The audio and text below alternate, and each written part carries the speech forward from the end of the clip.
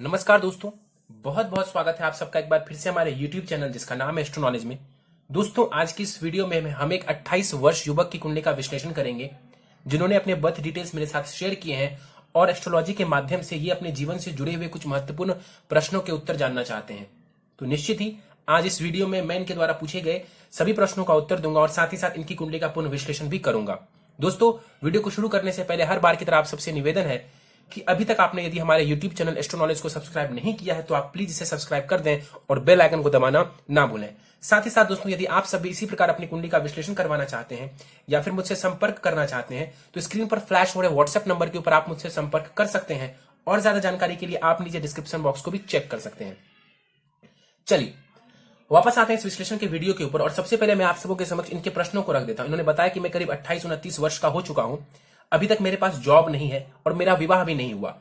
कहते हैं कि मेरे ग्रह कुंडली में नीच के हैं, क्या इनका नीच भंग हो रहा है अथवा नहीं। इसके अलावा ये कहते हैं कि क्या कोई राजयोग है, यदि हाँ है तो उसका फायदा मुझे क्यों नहीं मिल रहा। मेरा वैवाहिक जीवन कैसा रहेगा, मेरी पत्नी कैसी होंगी, क्या जीवन में मुझे सफलता मिलेगी या नहीं, क्या मैं अमीर बन पाऊंगा कि नहीं, गवर्नमेंट जॉब संभव है या फिर मुझे बिजनेस करना चाहिए या फिर मैं फिल्म इंडस्ट्री किस क्षेत्र में जाऊं जहां मुझे सफलता प्राप्त हो। भाग्य हमेशा ही मेरा साथ जो है नहीं देता, वो धोखा देता है, हर बार मुझे धोखा दे देता है मेरा भाग्य। ये शिकायत इनको अपने भाग्य से लगी हुई है। चलिए देखते हैं कि क्या असल में ऐसा है या फिर नहीं।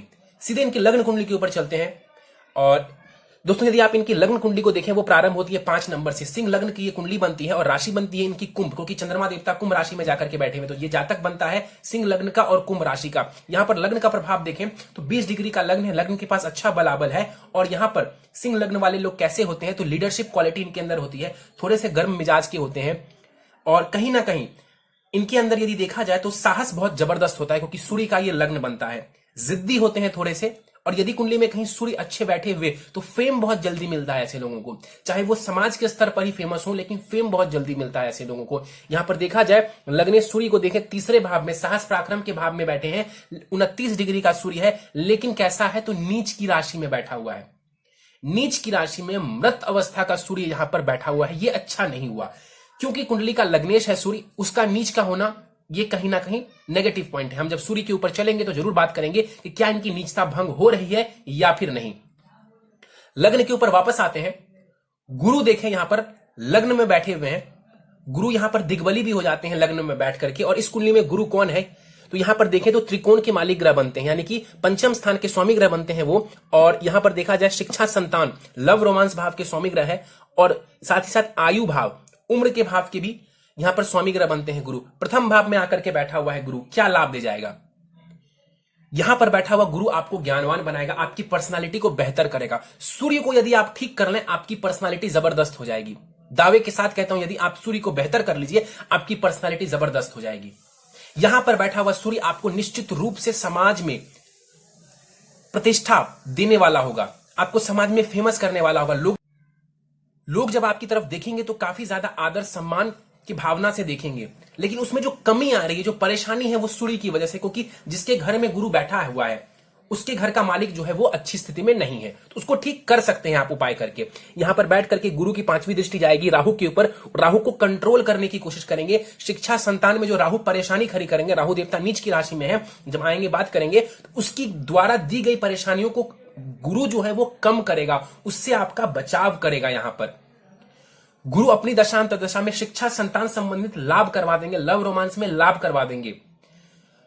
गुरु की दृष्टि देखा जाए कुंडली के 7वें स्थान के ऊपर जाएगी, वैवाहिक जीवन में आपको ये लाभ की स्थिति करवा देंगे। यहां पर 7वें भाव के ऊपर सम दृष्टि जाएगी तो विवाह को ये बनाए रखने की कोशिश करेंगे। और गुरु की दृष्टि कुंडली के भाग्य स्थान के ऊपर जाएगी, जबरदस्त आपको भाग्य का साथ मिलेगा। अभी जो आपने एक प्रश्न पूछा था कि मुझे कभी भाग्य का साथ नहीं मिलता है, उसका अभी तक देखें तो गुरु की दृष्टि ये मित्रवत दृष्टि है। गुरु अपनी तरफ से पूरी कोशिश कर रहे हैं हर प्रकार से आपको आपके भाग्य का साथ देने की, और यहां पर दे भी रहे हैं। यदि आप कितनी भी बार कहेंगे नहीं मिल रहा, मैं बोलूंगा कि गुरु यहां पर आपको आपके भाग्य के साथ दे रहा है। हाँ, क्यों नहीं मिल रहा है वो हम जब पूरी कुंडली की एनालिसिस करेंगे तब मैं आपको बताऊंगा कि परेशानी क्या है आपके चार्ट में। तो गुरु हर तरीके से पॉजिटिव है आपका।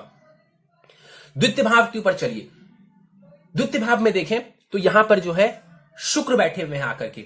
नीच की राशि में 13 डिग्री का शुक्र यहां पर। और एक बात बता दो, गुरु के पास 100% बलाबल है, तो इसको कुछ भी नहीं करना, आपको कोई रत्न वगैरह धारण करने की आवश्यकता नहीं है आपको।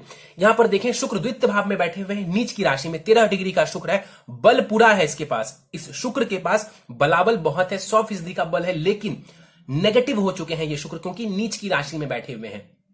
अब शुक्र की नीचता भंग हो रही कि नहीं, यहां पर बता दूं आपको, तो निश्चित रूप से यहां पर शुक्र की नीचता भंग हो जाएगी। क्यों भंग हो जाएगी? क्योंकि आप निश्चित रूप से देखिए तो शुक्र जो है वो गुरु की राशि में उच्च के होते हैं। लग्न से गुरु को देखा जाए तो वो लग्न में ही बैठा हुआ है, मतलब कि लग्न से केंद्र में बैठे हुए हैं वो। इस वजह से, इस सूत्र को अप्लाई करने की वजह से निश्चित रूप से यहां पर जो शुक्र देव है उसकी नीचता भंग हो रही है। लेकिन नीच भंग एक बचाव है, नीच भंग एक बचाव है। बार बार मैंने ये बात बोली है, जिनकी भी कुंडली में नीच भंग हुआ है, मैंने बोला है कि ये कोई बहुत जबरदस्त राजयोग मत समझिए, ये एक बचाव है कि हां, यही ग्रह आपको राजा के समान फल दे सकता है, यही ग्रह राजयोग बना सकता है। लेकिन कब? स्ट्रगल के बाद, मेहनत के बाद। आसानी से कभी नहीं देगा, कभी भी नहीं देगा। ये जो आप देखते हैं कि नीच भंग राजयोग का मतलब सीधा राजा बन जाना, ऐसा नहीं होता। इसका मतलब होता है उस वो ग्रह नीच का तो है, लेकिन नीचता भंग होगी, मतलब पहले तो वो आपको बहुत परेशान करेंगे, बहुत कष्ट देंगे, लेकिन यदि आप हिम्मत नहीं हारते हैं, मेहनत करते रहते हैं, तब वो ग्रह आपको वैसा कुछ रिजल्ट देगा। हालांकि उसके पर किस ग्रह की पॉजिटिव दृष्टि है, नेगेटिव दृष्टि है, ये सब हमें देखना होता है। यहां पर शुक्र कौन है? साहस, पराक्रम, छोटे भाई बहन, कम्युनिकेशन भाव के स्वामी ग्रह बनते हैं। आर्टिस्टिक स्किल्स को भी हम देखते हैं तीसरे भाव से, उसके स्वामी ग्रह शुक्र बनते हैं, तो आर्टिस्टिक स्किल्स देते हैं व्यक्ति को ये। दशमेश जो है, कर्मेश आपके बनते हैं शुक्र। इस कुंडली का समग्रह है शुक्र, धन योग बना करके बैठा हुआ है, लेकिन नीच का है, इसलिए धन रुकने में भी परेशानी। सेविंग्स में यहां पर बैठा हुआ शुक्र आपको परेशानी खड़ी करेंगे। नीच भंग हुआ है, अच्छी बात है, लेकिन सेविंग्स में इनिशियली आपको बहुत परेशानी खड़ी करेंगे। वाणी को लेकर के आप सजग रहिए, वाणी से कई बार आप सामने वाले को हर्ट कर सकते हैं।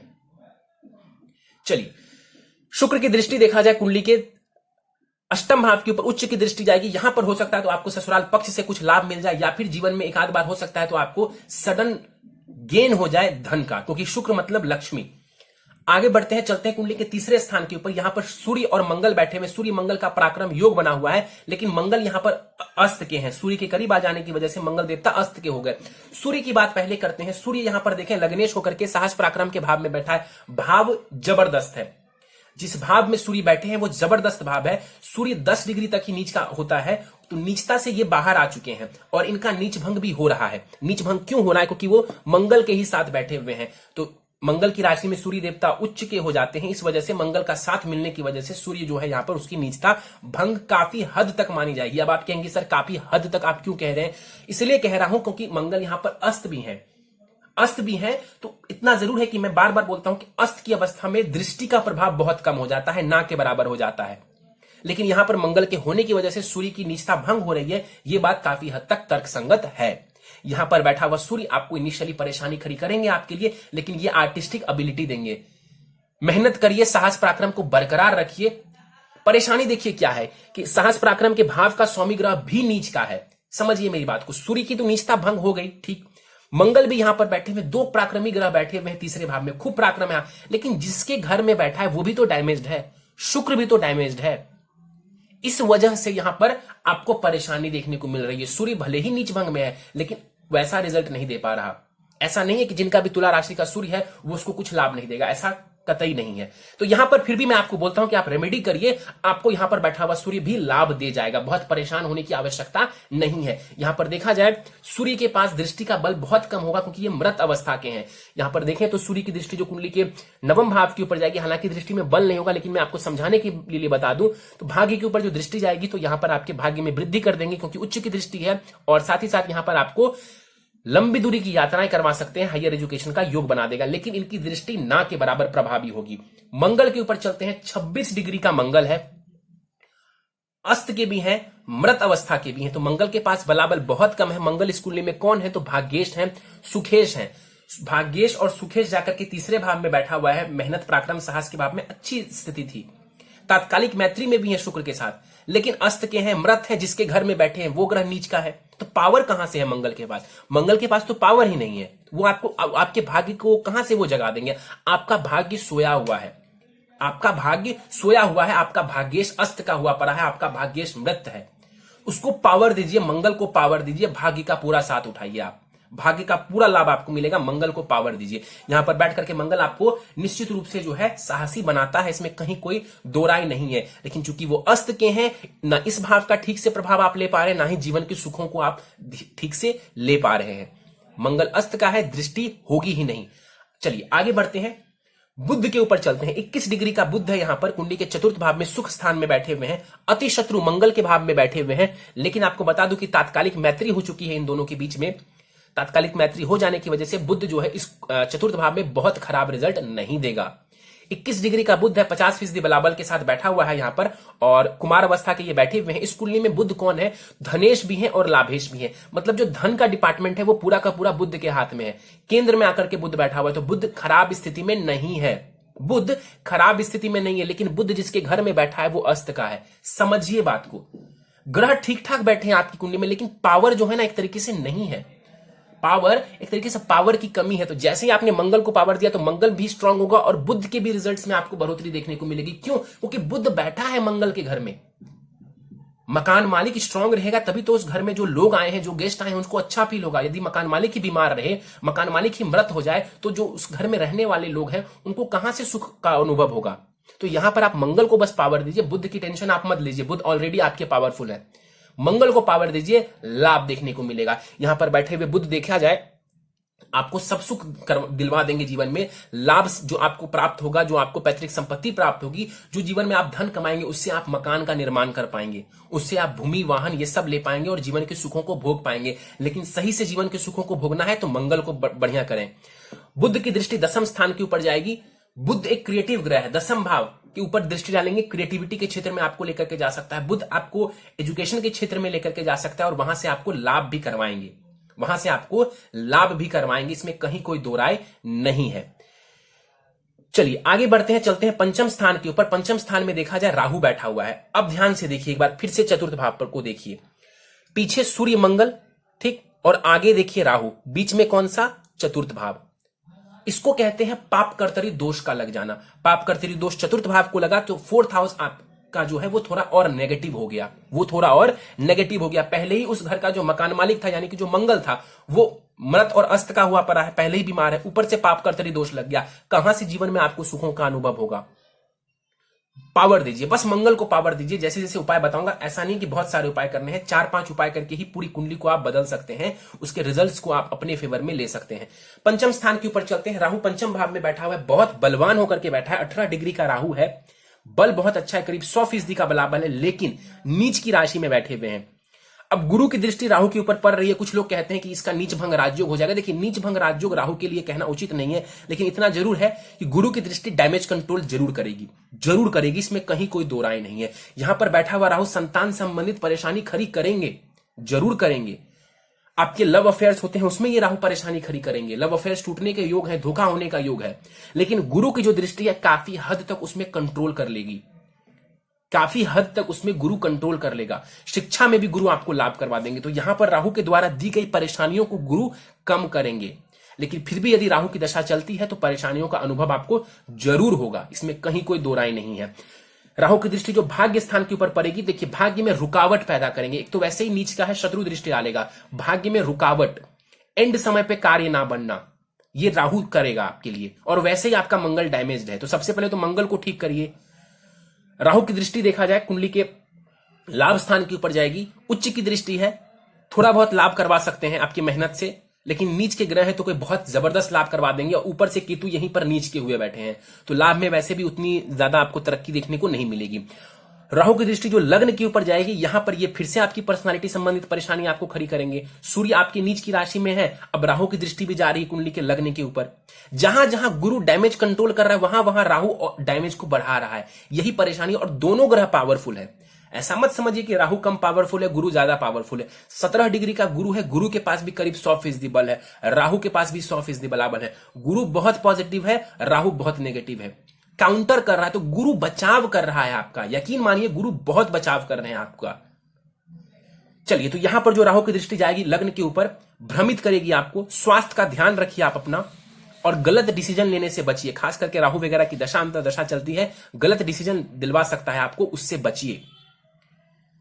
चलिए आगे बढ़ते हैं, चलते हैं कुंडली के छठे भाव के ऊपर। शनि बैठे हुए छठे भाव में, और यहां पर देखा जाए शनि छठे भाव के स्वामी होकर के छठे भाव में ही बैठे हुए हैं। देखिए यहां पर अब आप कहेंगे कि विपरीत राजयोग की स्थिति लागू हो जाएगी। देखिए विपरीत राजयोग की स्थिति लागू हो जाती यदि सूर्य की स्थिति अच्छी होती है। जैसे जैसे आपका सूर्य बेहतर होता चला जाएगा, जो उपाय मैं आपको दूंगा उस उपाय को करने के बाद जैसे जैसे आपका सूर्य बेहतर होता चला जाएगा, यहां पर शनि का भी जो विपरीत राजयोग बन रहा है उसका रिजल्ट आपको देखने को मिलेगा। 6, 8, 12 का ग्रह जब 6, 8, 12 में बैठ जाता है तो इसको विपरीत राजयोग कहते हैं। ठीक, लेकिन इसका एक और सूत्र है, यह विपरीत राजयोग फलित तब होता है, अच्छे रिजल्ट तब दे पाता है जब लग्नेश बलवान हो। तो लग्नेश आपका बहुत बलवान नहीं है, मृत अवस्था का है, नीच की राशि में है, तो यहां पर शनि विपरीत राजयोग में बहुत अच्छा फल देंगे, ऐसा कहना कहीं से भी उचित नहीं है। ठीक है, 7 डिग्री का शनि है। यहां पर शनि देखा जाए रोग ऋण शत्रु मुकदमा भाव के स्वामी ग्रह बनते हैं, सप्तमेश भी है, यानी कि पत्नी आपकी कुंडली में पार्टनरशिप और पत्नी भाव के स्वामी ग्रह, विवाह भाव के स्वामी ग्रह शनि है। विवाह भाव से देखें तो 12 घर पीछे जाकर के बैठे हुए हैं। यहां पर देखा जाए द्विद्वादश का दोष बना करके शनि बैठा हुआ है छठे भाव में। विवाह सोच समझ के करें, विवाह विलंब से करेंगे तो लाभ होगा, 30 के बाद ही विवाह करें, ये मेरी पर्सनल सलाह है आपको कि 30 वर्ष होने के बाद ही विवाह करें या 30 वर्ष के आसपास ही विवाह करें, उसके पहले आपको तो विवाह नहीं करना चाहिए, ऐसा मेरा मानना है। शनि वैवाहिक जीवन में परेशानी खड़ी करेंगे तो कुंडली मिलान जरूर आपको कर लेना चाहिए।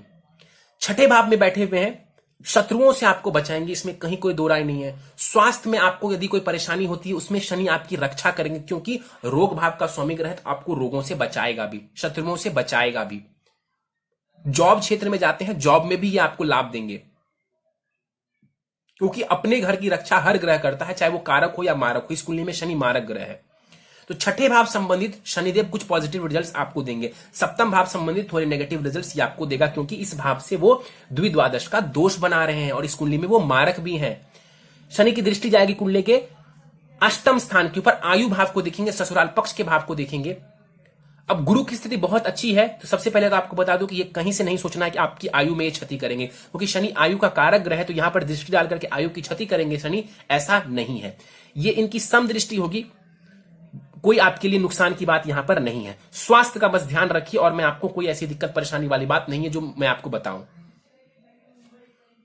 शनि की दृष्टि जाएगी कुंडली के खर्च भाव के ऊपर, विदेश भाव के ऊपर। अपनी दशांतर दशा में विदेश की यात्राएं करवा सकते हैं आपको, खर्चों को बढ़ा देंगे, फिजूल खर्चों को बढ़ा देंगे ये शनिदेव। बेमतलब का पैसा आपका जो धन है वो वेस्ट हो सकता है, अस्पताल में खर्च हो सकता है आपका धन। शनि की जो दसम दृष्टि है वो जाएगी देखिए कुंडली के तीसरे भाव के ऊपर, उच्च की दृष्टि होगी, लेकिन मंगल और सूर्य दोनों को पीड़ित करेगा। उच्च की दृष्टि होगी, क्या लाभ दे सकते हैं? साहस पराक्रम में वृद्धि करवा देंगे, बिजनेस करने की एबिलिटी दे देता है शनि, बताया है मैंने, बिजनेस करने की थोड़ी बहुत एबिलिटी देते हैं शनिदेव। तो यहां पर बैठा हुआ शनि जो दृष्टि डालेगा वो आपके कॉन्फिडेंस को गिराएगा। क्यों? क्योंकि सूर्य को देखेंगे, ये सूर्य को देखेगा। जब भी राहु और शनि सूर्य के ऊपर अपना प्रभाव डालते हैं, केतु भी डालते हैं, तो कहीं ना कहीं सूर्य पीड़ित हो जाते हैं, सन पीड़ित हो जाते हैं। इस वजह से यहां पर सूर्य आपका वैसे ही डैमेज्ड है, शनि की दृष्टि पड़ गई, सूर्य डैमेज हो जाएगा। चलिए, और शनि के पास यहां पर 50% का बलाबल है। शनिदेव यहां पर देखा जाए तो वृद्ध अवस्था के माने जाएंगे। चलिए आगे बढ़ते हैं, यहां पर चलते हैं चंद्रमा के ऊपर। चंद्रमा यहां पर 13 डिग्री के साथ 100% बलाबल के साथ यहां पर बैठे हुए हैं। युवावस्था का चंद्रमा है, 13 डिग्री के साथ यहां पर बैठे हुए हैं। ये चंद्रमा इस कुंडली में कौन है आपको बता दूं तो द्वादशेष है, वो 12वें घर के स्वामी ग्रह बनते हैं। इस कुंडली में बहुत कारक वो नहीं है, और विदेश भाव का, खर्च भाव का स्वामी ग्रह है, पत्नी भाव में आकर के पार्टनरशिप के भाव में बैठा हुआ है। क्या परिणाम देगा? पहली बात तो यहां पर बैठा हुआ चंद्रमा निश्चित रूप से आपको एक सुंदर पत्नी देंगे। आप दोनों के बीच में इमोशनल बॉन्डिंग अच्छी होगी, ऐसा मुझे लगता है। निश्चित रूप से पत्नी दिखने में सुंदर होंगी।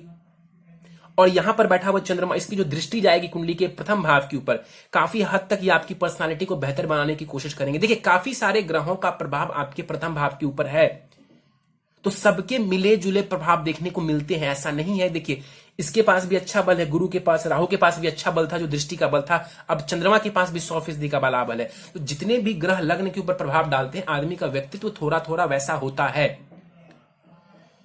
यहां पर बैठा चंद्रमा आपके रिलेशनशिप में आपको लाभ देगा, विवाहिक रिलेशनशिप में, पार्टनरशिप में भी आपको लाभ देगा। बस कुंडली मिलान कर लीजिए, मैं आपको बस एक ही सलाह दूंगा, कुंडली मिलान कर लीजिएगा, कोई दिक्कत नहीं आएगी आपको वैवाहिक जीवन में। वैवाहिक जीवन में कोई दिक्कत नहीं आएगी, प्रेम प्यार बना रहेगा। लेकिन शनि की जो द्विद्वादश की स्थिति है वो थोड़ी सी परेशानी वाली लग रही है मुझे, और कुंडली मिलान कर लेंगे, आपके विवाह में कोई दिक्कत नहीं आएगी।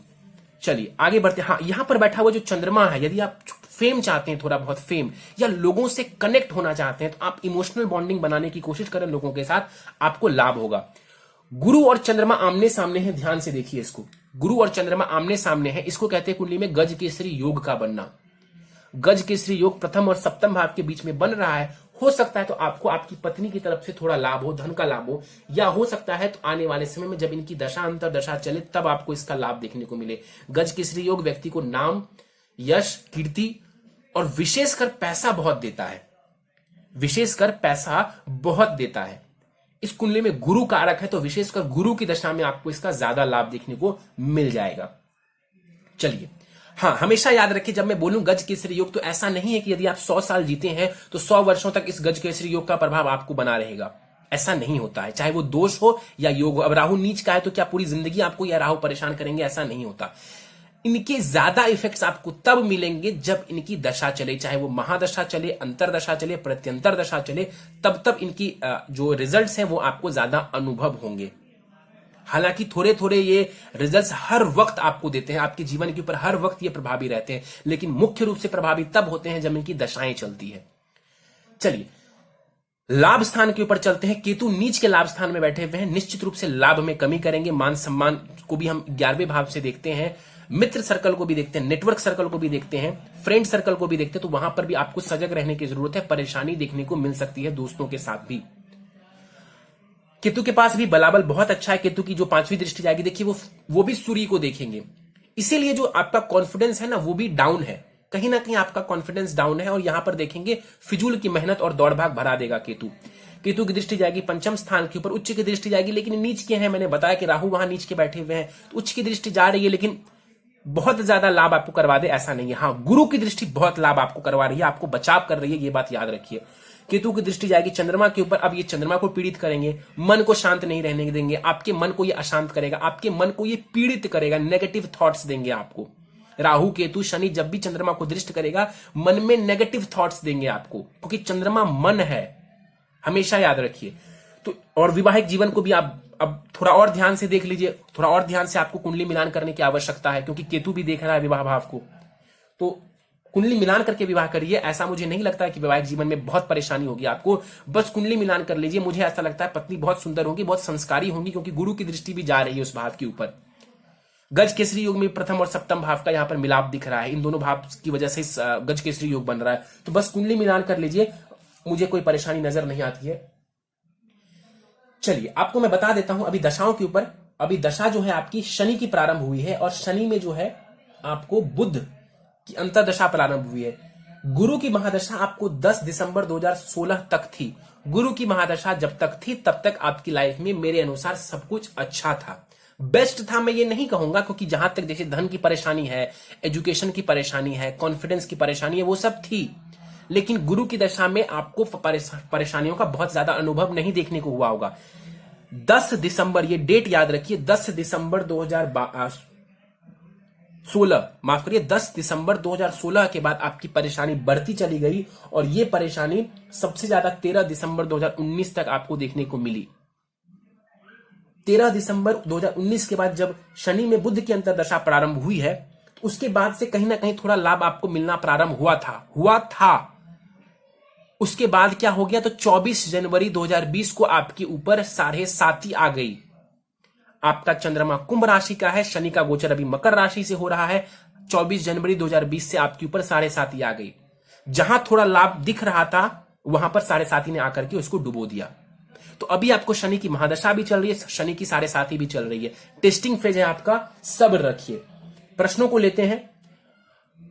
बताया इन्होंने कि इतने वर्ष का हूं, अभी तक जॉब नहीं है, विवाह भी नहीं हुआ। जॉब चाहते हैं, गोचर बहुत जबरदस्त चल रहा है, जॉब मिल जाएगी आपको। अगले 1 से 2 वर्षों में आपको जॉब मिल जाएगी। जॉब का प्रयत्न करें। जॉब लेना चाहते हैं, जॉब के लिए शनिदेव का गोचर अभी आपके जॉब हाउस से ही हो रहा है। बहुत परेशानी मुझे नजर नहीं आती है, आपको जॉब मिल जाएगी। उपाय करिए, उपाय करना जरूरी है आपके लिए। विवाह भी नहीं हुआ है, देखिए विवाह की बात करें तो आपका विवाह होने में मुझे लगता है कि विवाह के योग बने हुए हैं थोड़े बहुत। गोचर से देखें तो विवाह का योग जो है अभी बहुत अच्छे तरीके से होने में करीब करीब नवंबर 2000 21 के बाद जो योग बन रहा है वो बहुत जबरदस्त है। अभी छोटे से छोटा सा योग बन जाएगा जब गुरु जो है वो आपके धनु राशि में जाएंगे, लेकिन मैं नहीं मानता हूं कि बहुत बड़ा योग है। यदि आपको विवाह करना है नवंबर 2021 के बाद आप ट्राई करिए, आपका विवाह हो जाएगा। आपका विवाह हो जाएगा नवंबर 2021 के बाद।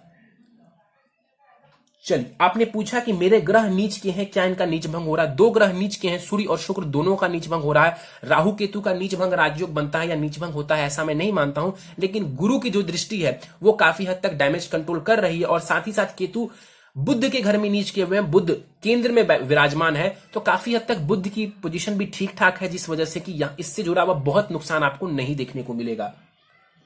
कोई राजयोग है क्या कुंडली में? यदि है तो उसका फायदा क्यों नहीं मिल पा रहा? देखिए, गुरु का यहां पर केंद्र त्रिकोण राजयोग बना हुआ है, दो नीचभंग योग है या नीचभंग राजयोग है, सूर्य मंगल का पराक्रम योग है आपकी कुंडली में। ठीक है, तो ये कुछ योग हैं। और शनि का एक प्रकार से विपरीत राजयोग बन जाएगा जब आप सूर्य को थोड़ा बेहतर करेंगे। गुरु और चंद्रमा आमने सामने बैठे हुए हैं, मैंने बताया गज केसरी योग बना हुआ है। देखिए, कुछ योग तो हैं आपके चार्ट में, लेकिन वो ठीक से फलित नहीं हो पा रहे हैं, चाहे वो ग्रह की डिग्री हो या जिस भाव में वो ग्रह बैठे हो वहां अच्छा रिजल्ट नहीं दे पा रहे हो। अब देखिए, धन की बात करें तो महाधनी योग है या धन योग है आपकी कुंडली में, एक प्रकार से धन योग बन रहा है। दशमेश द्वितीय भाव में बैठा हुआ एक प्रकार से धन योग है ये, कि जो भी प्रोफेशन आप करेंगे उससे धन अर्जित करेंगे। लेकिन कैसा बैठा है? तो नीच की राशि में बैठा हुआ है, तो कितना धन लाभ देगा या कैसा धन लाभ देगा? परेशानी ज्यादा देगा। तो ये परेशानी उपाय कर लेंगे, लाभ देखने को मिलेगा। विवाह कैसा? और आपने पूछा फायदा क्यों? देखिए, फायदा उन्हीं की दशा में मिलता है। जैसे गुरु की दशा में गुरु के रिजल्ट्स मिलेंगे, शनि की दशा में शनि के रिजल्ट्स मिलेंगे, राहु की दशा में आपको ज्यादातर राहु के ही रिजल्ट्स मिलेंगे। ऐसे ही काम करती है ये कुंडली। विवाह कैसा होगा, पत्नी कैसी होगी, बहुत डिटेल में मैंने आपको बताया कि पत्नी कुंडली मिलान कर लीजिएगा, आपकी पत्नी बहुत अच्छी होंगी। शनि का घर बनता है, विवाह लेट से करें आप। मैंने आपको बताया कि 2021 नवंबर के बाद से एक वर्ष के लिए बहुत जबरदस्त योग बनेगा, तो आप इंतजार कर लीजिए। वही मैंने बताया कि 29-30 वर्ष के आसपास विवाह करेंगे तभी अच्छा रहेगा। शनि का घर बनता है, बहुत जल्दी विवाह करने की कोशिश ना करें, आपका विवाह हो जाएगा। विवाह को लेकर के बहुत परेशान ना हो, पत्नी अच्छी होंगी, सुंदर होंगी, मैंने आपको बताया। कुंडली मिलान कर लेंगे, कोई दिक्कत नहीं होगी। नहीं करेंगे, अनबन हो सकती है।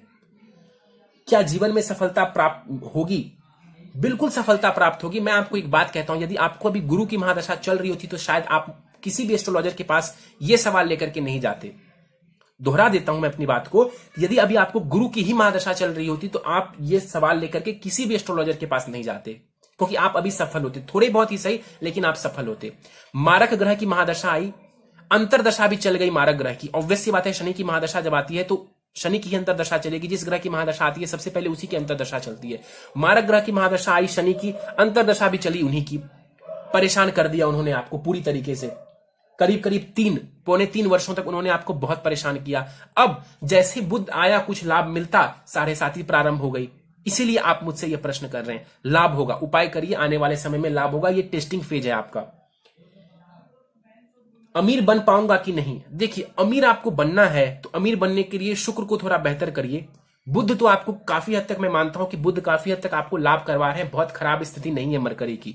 यदि आप इसके रत्न भी पहन लेंगे तो आपको थोड़ी बहुत इफेक्ट देखने को मिलेगा। देखिए, लाभ स्थान के स्वामी ग्रह बनते हैं बुध, वहां नीच के केतु बैठे हुए हैं। ठीक, धन भाव के स्वामी ग्रह बनते हैं बुध, वहां नीच का शुक्र बैठा हुआ है। तो लाभ में भी ऑब्स्टेकल, धन में भी ऑब्स्टेकल, इसी वजह से परेशानी है। तो उपाय कर लीजिए आप, परेशानी दूर हो जाएगी। और सारे ग्रह के उपाय नहीं करने, बस 3-4 उपाय करने हैं आपको। गवर्नमेंट जॉब को लेकर के आपने प्रश्न पूछा है, इन्होंने एक्चुअली बताया नहीं कि इन्हें गवर्नमेंट जॉब किस फील्ड में चाहिए। आपकी कुंडली के अनुसार यदि आप टीचिंग के क्षेत्र में, पढ़ाई लिखाई से जुड़े हुए क्षेत्र में ही धन कमाने की कोशिश करेंगे, आपको बहुत ज्यादा लाभ होगा। टीचिंग जॉब आपके लिए जबरदस्त है। और यदि आप गवर्नमेंट जॉब की तलाश में है तो देखिए सर, सूर्य को बिना ठीक किए, सूर्य को, जो भी दर्शक इस वीडियो को देख रहे हैं उन सबको मैं बताता हूं, अपनी कुंडली में सूर्य को देखिए। दशम स्थान को तो हम देखते ही देखते हैं, सूर्य को देखिए। सूर्य यदि किसी का बहुत अच्छा है, उसको सरकारी नौकरी इजीली मिल सकती है, और किसी का सूर्य बहुत गड़बड़ है, सरकारी नौकरी मिलने में उन्हें परेशानी आती ही है। आपका दशम भाव देखें, वो भी नेगेटिव है, क्योंकि उसके जो स्वामी ग्रह हैं वो नीच के हैं, और सूर्य वो भी नीच का है आपका, जो कि गवर्नमेंट जॉब का कारक ग्रह है। इसीलिए आपको इजीली जॉब नहीं मिल पा रही। बिजनेस इन्होंने पूछा, बिजनेस करूं कि मैं नहीं करूं? मैं बोलता हूं आप बिजनेस करना चाहते हैं करें, लेकिन बिना सूर्य को ठीक किए बिजनेस नहीं करें। दोहरा देता हूं अपनी बात को, बिना सूर्य को ठीक किए बिजनेस नहीं करें। और अभी आप रुक जाएं, साढ़े साथी चल रही है, शनि की महादशा लगी हुई है, अभी रुक जाएं, अभी रुक जाएं, अभी बिजनेस प्रारंभ ना करें। लेकिन मैं आपको अभी बता देता हूं आगे यदि आपको बिजनेस करना हो तो किस क्षेत्र में करें। आपकी नॉलेज के लिए मैं आपको यह बता देता हूं, टीचिंग इंस्टीट्यूट आप खोल सकते हैं यदि आपको किसी भी क्षेत्र की जानकारी, किसी भी फील्ड की जानकारी हो।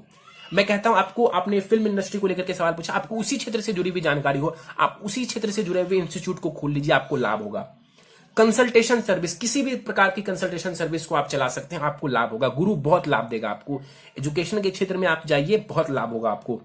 पेपर रिलेटेड वर्क, देखिए आपके धनेश लाभेश दोनों बुध है, पेपर प्रिंटिंग इन सब से जुड़ा हुआ कार्य करिए, पब्लिशिंग से जुड़ा हुआ कार्य करिए, आपको बहुत लाभ होगा। अब आप जाएंगे कार्य करने किसी ऐसे ग्रह के उसमें जो कि खराब है, आपकी कुंडली में परेशानी देखने को आपको मिलेगी, तो इनसे जुड़ा हुआ बिजनेस करें, बहुत लाभ होगा। और इन्होंने पूछा है फिल्म इंडस्ट्री में सफलता है? नहीं, फिल्म इंडस्ट्री में बहुत ज्यादा सफलता नहीं है आपको। शुक्र आपको देखिए तीसरे भाव में सूर्य बैठे हुए हैं, शुक्र की राशि है, थोड़ा बहुत आर्टिस्टिक टैलेंट है आपके अंदर, मैं मानता हूं। पंचम भाव से हम काफी हद तक सिनेमा फिल्म इंडस्ट्री को देखते हैं, वहां पर नीच का राहु बैठा हुआ, यही राहु उच्च का होता तो बात कुछ और होती। साथ ही साथ देखें कर्मेश शुक्र जरूर बनते हैं, धन भाव में जरूर है लेकिन नीच की राशि में है। और आपका D9 चार्ट मेरे सामने है, उसमें भी ऐसा नहीं है ये शुक्र कोई उच्च का हो गया है या स्वराशि का हो गया है, वहां पर भी वो नॉर्मल बैठे हुए हैं मंगल की राशि में। तो कहीं ना कहीं मुझे लगता है कि फिल्म इंडस्ट्री का में जाना और उसमें आपको यदि लगता है कि बहुत बड़ी सफलता आप प्राप्त कर लेंगे, इसके चांसेस मुश्किल हैं। और वैसे भी अभी मारक ग्रह की दशा चल रही है, तो बहुत बड़ा रिस्क लेने की कोशिश ना करें। ये आपके फायदेमंद की बात मैं कर रहा हूं, फायदे की बात। और आखिरी में ये कहते हैं कि भाग्य मुझे कभी साथ नहीं देता, हमेशा धोखा देता है। भाग्येश जो मंगल है, मैंने आपको बताया उसके पीछे कारण है, उसको स्ट्रांग करिए, आपकी परेशानी खत्म हो जाएगी। चलिए, उपाय बताने से पहले आपको D9 चार्ट के बारे में बता देता हूं। वहां पर गुरु राहु का चांडाल दोष बन रहा है, इसका मतलब कि गुरु भी वीक हो रहे हैं। जो गुरु यहां पर बहुत पावरफुल दिख रहा है, वो गुरु नवमांस कुंडली में थोड़ा सा वीक है। बुध बहुत अच्छा है वहां पर भी, तो मरकरी से जुड़ा हुआ कार्य करिए, बहुत लाभ होगा। सूर्य मंगल स्ट्रांग है वहां पर, अच्छी बात है, साथ में बैठे हुए हैं, तो आपको आपके अंदर पराक्रम की कहीं से कोई कमी नहीं है, आप अपनी मेहनत के दम पर सब कुछ हासिल कर सकते हैं। तो कॉन्फिडेंस लूज मत करिए, विल पावर लूज मत करिए। थोड़ा नेगेटिव समय है और पेशेंस के साथ काम करिए, आप सफल जरूर होंगे। चलिए सीधे उपाय के ऊपर चलते हैं। सबसे पहला उपाय है आपके लिए, नित्य भगवान सूर्य को अर्घ्य दें। गायत्री मंत्र का 21 बार जाप करेंगे आप, और साथ ही साथ ओम घृणी सूर्याय नमः इस मंत्र का 3 माला जाप करेंगे। छोटा सा मंत्र है, बहुत ज्यादा टाइम नहीं लगेगा आपको। रत्न की बात करते हैं, मूंगा धारण करना है आपको जरूर, 7.25 रत्ती का मूंगा धारण करेंगे। सोने की अंगूठी में कर सकते हैं, बहुत अच्छा, नहीं तो आप तांबे में भी इसको कर सकते हैं। शुक्ल पक्ष की मंगलवार की प्रातः काल को आपको इसे धारण करना है। इसे धारण करेंगे आप अपने दाहिने हाथ की अनामिका उंगली, रिंग फिंगर में। अगला उपाय है आपके लिए, नित्य शाम के समय यानी कि संध्या काल को कंबल का आसन बिछाकर, यदि संभव वो मिल जाए तो कंबल का आसन बिछा लीजिए, नहीं तो कोई बात नहीं, जो आसन है उसे बिछा लीजिए। कंबल का आसन बिछाकर सरसों तेल का दीपक जला लेना है, और शनिदेव के मंत्र ओम शम शनैश्चराय नमः, ओम शम शनैश्चराय नमः इस मंत्र का कम से कम 3 माला जाप करें।